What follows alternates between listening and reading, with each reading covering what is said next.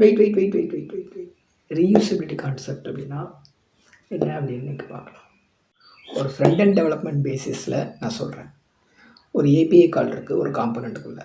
Okay, get put post இந்த மெத்தட்னால இருக்கலாம். So API கால் எழுதியிருக்கீங்க. So component ஏல இந்த மாதிரி எழுதியிருக்கீங்க. காம்பனண்ட் பிலையும் இதே மாதிரி ஒரு ஏபிஐ கால் எழுதுறீங்க.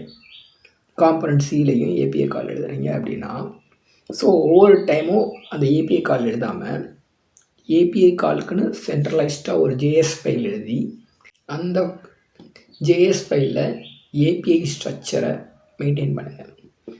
ஸோ ஒவ்வொரு காம்பனண்ட்டில் இருந்தும் உங்களோட பேலோடு, எண்ட் பாயிண்ட்டு, மெத்தட் மூணையும் சென்ட் பண்ணுங்கள்.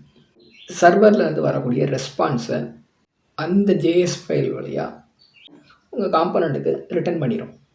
ஸோ இதனால் என்ன பெனிஃபிட் அப்படின்னா, உங்களோட கோட் ஸ்டாண்டர்ட் இம்ப்ரூவ் ஆகும், கோட் ரீடபிலிட்டி நல்லாயிருக்கும்.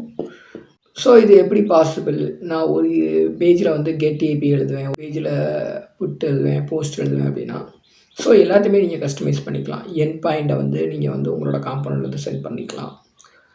மெத்தட், தென் பேலோடு, என்ன பேலோடு அனுப்ப போகிறீங்க. ஸோ அந்த மாதிரி எல்லாத்தையுமே நீங்கள் கஸ்டமைஸ் பண்ணி டைனமிக் டேட்டாவாக சென்ட் பண்ணலாம்.